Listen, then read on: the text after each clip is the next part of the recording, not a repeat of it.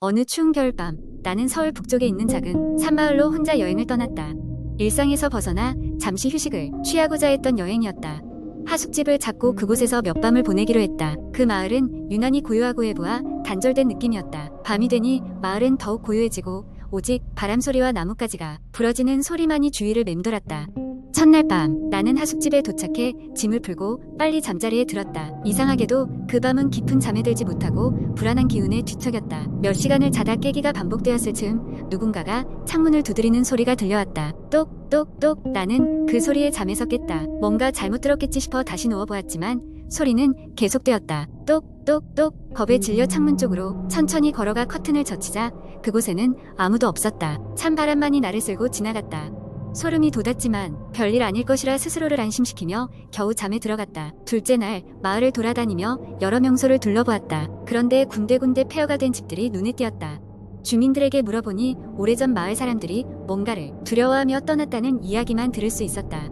그 뭔가가 무엇인지에 대해선 질문하면 마치 금기라도 되는 듯 모두들 입을 닫았다. 이튿날 밤 자정쯤 되었을 때쯤 또다시 창문 소리가 들려왔다. 이번엔 조금 더 근처에서 난 듯 보다 확실했다. 두려움을 무릅쓰고 창문을 열어보았지만 여전히 아무것도 보이지 않았다. 그 순간 뒤에서 인기척이 느껴졌다. 나는 얼어버린 몸을 돌려보았지만 그곳에는 역시 아무도 없었다. 방에 돌아온 나는 잠을 이루지 못하고 계속 창밖을 경계했다. 그 다음날 몇몇 주민들과 친해져 그들에게 이 상황에 대해 조심스럽게 이야기했다. 그들은 한참을 망설이다가 비밀 하나를 털어놓았다.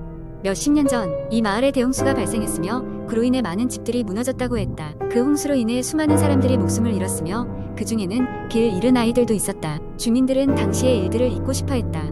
그러나 그때부터 가끔씩 밤이 되면 마을 여기저기에서 사람들이 목격되곤 했다고 했다. 그들은 자신이 길을 잃은 혼령이며 집을 찾아 다니는 것이라 믿었다. 그날 밤 나는 더 이상 하숙집에 머무를 수 없다고 느끼고 짐을 챙겼다. 하지만 이상하게도 출발 준비를 하면서부터 몸이 무겁고 움직일 수가 없었다. 그 순간 귓가에 속삭이듯 희미한 아이의 목소리가 들려왔다. 같이 가죠. 여긴 차가워. 그 순간 정신이 아득해졌다. 다행히도 지나가던 하숙집 주인인에게 접근해 깨워주었고 나는 서둘러 그곳을 떠났다. 서울로 돌아오는 길에 당시의 일을 떠올리며 한동안 잠을 이루지 못했다. 마을에서 느꼈던 그 불길한 기운은 완강하게 마음에 남아 있었다. 분명 그곳에서 나는 무언가 다른 것과 마주쳤던 게 틀림없다. 지금도 가끔 그 겨울밤의 추억은 내 꿈속에 불현듯 나타나곤 한다. 결국 그 이후로 나는 다시는 그 마을을 방문하지 않았다. 하지만 가끔 인터넷에 그곳에 관한 이야기가 올라오면 아직도 관심을 가지게 되곤 한다. 그날의 경험이 단순한 꿈이었기를 바라지만 알 수 없는 두려움이 가슴 한편을 계속해서 짓누르고 있다.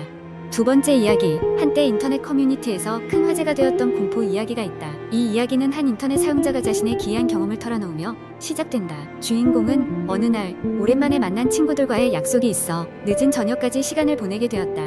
약속을 마치고 집으로 돌아가던 중 시계를 보니 이미 자정이 넘은 시간이었다. 차가 끊겨 어쩔 수 없이 택시를 잡으려 했지만 그마저도 잘 보이지 않았다. 서둘러 귀가하고 싶던 그는 집과 가까운 지하철역 근처에 있는 뒷골목을 지나기로 결심했다. 그곳은 평소에도 사람이 잘 다니지 않는 거리였으나 당시에는 무언가 으스스한 분위기가 감돌았다. 골목길을 걸으며 그는 왠지 모를 불안감에 휩싸였다. 발걸음을 재촉하는데 그때 등 뒤에서 발자국 소리가 들려오기 시작했다. 처음에는 바람이나 자신의 발소리가 울리는 것이라고 생각했지만 누군가가 뒤를 따라오는 듯한 기분은 떨칠 수 없었다. 걸음을 멈추어 뒤를 돌아봤지만 거기에는 아무도 없었다. 신경이 예민해져 오히려 자신을 놀래키는 것이라고 위로하며 다시 걷기 시작했으나 발자국 소리는 계속해서 따라왔다. 곧이어 그는 자신을 따라오던 발자국 소리가 어느 순간 세어지며 그의 호기심은 불안감으로 변했다. 그는 걸음을 멈췄다. 그리고 이번에는 용기를 내어 길 옆에 작은 상가 앞에 서서 기다려보았다. 조용히 숨죽이며 주변을 살피던 그는 얼굴이 보이지 않는 누군가가 그림자처럼 금방이라도 나타날 것만 같은 기이한 느낌을 받았다. 갑자기 차가운 바람이 불면서 그의 팔에 소름이 돋았다. 얼마 후 그는 간신히 마음을 가다듬고 다시 길을 나섰다. 그때 지하철역 입구가 보였고 그는 발걸음을 재촉했다. 급히 계단을 내려가면서도 그 기이한 발자국 소리는 뚜렷하게 그의 뒤를 쫓고 있었다. 지하철역 대합실에는 어떤 이유인지 사람이라고는 찾아볼 수 없었고 주인은 그저 조용하기만 했다. 플랫폼에 도착한 그는 전광판을 확인했고 다행히 막차가 도착하기 전이었다. 하지만 플랫폼에는 그 자신 외에는 아무도 없었다. 시간이 지나면서 발자국 소리는 멈추었지만 그는 그 소리가 언제라도 다시 들릴 것만 같은 불안감에 사로잡혀 있었다. 잠시 후 전광판이 깜박이고 그 내용이 조금씩 달라지기 시작했다. 도착 시간이 가까워오자 플랫폼 위에 세워진 한낮의 시계가 느리게 돌아가는 듯했다. 마침내 전철이 도착했고 그는 급히 차에 탑승했다. 좌석에 앉아 안도의 한숨을 내쉬는 순간 무거운 침묵을 깨트리며 문득 창밖에 서서히 사라지는 플랫폼의 그림자를 힐끗보았다. 그 순간 그는 그곳에 확실히 누군가 서 있었다고 확신했다. 그 그림자는 마치 자기를 오랫동안 쳐다보고 있던 것처럼 느껴졌지만 아무런 표정도 형체도 남아있지 않았다. 그 이후로 주인공은 다시는 그 길을 지나가지 않았고 그날의 경험을 떠올릴 때마다 한기를 느꼈다고 한다. 이 이야기를 들은 사람들은 저마다 자신의 생각을 덧붙이며 점점 더 이야기를 각색해갔고 자연스럽게 뒤따라오는 발자국의 정체는 무엇이었을까? 라는 질문이 남게 되었다.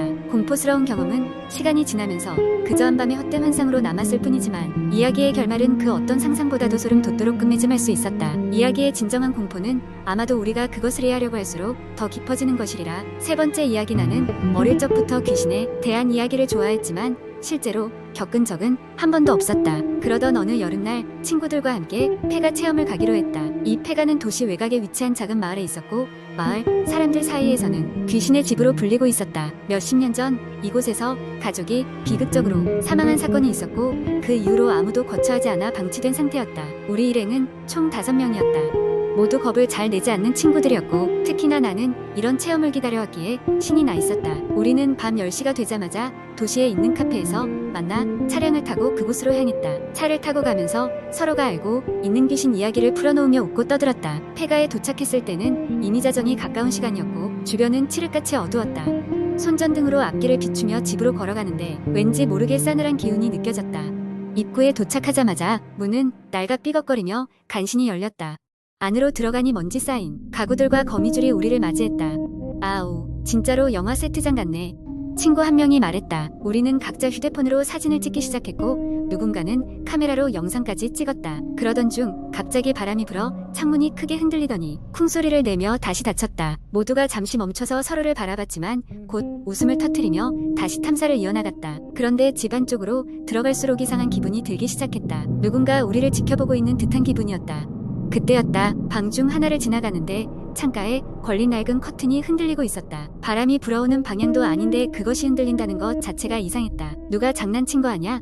한 친구가 말했다. 우리는 확인하기 위해 조심스럽게 다가갔지만 아무것도 발견할 수 없었다. 그저 구식 가구들만이 먼지를 뒤집어 쓴 채 자리하고 있었다. 그때 또 다른 친구가 집 뒤편에 있는 계단을 발견했다. 지하로 내려가는 계단이었다.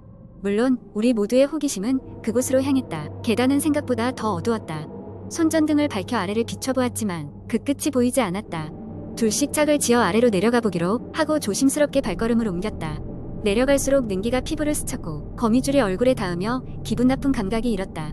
지하에는 오래된 가구, 박스, 그리고 먼지가 쌓여있는 다양한 물건들이 있었다. 한 친구가 이런 데서 귀신이 나오면 진짜 소름이겠다 면서 웃었고 순간 누군가의 기척이 느껴졌다. 모두가 동시에 손전등을 켜서 그곳을 비췄지만 아무도 없었다. 간담이 서늘해진 우리는 뭔가 잘못되었음을 직감했다. 그때였다.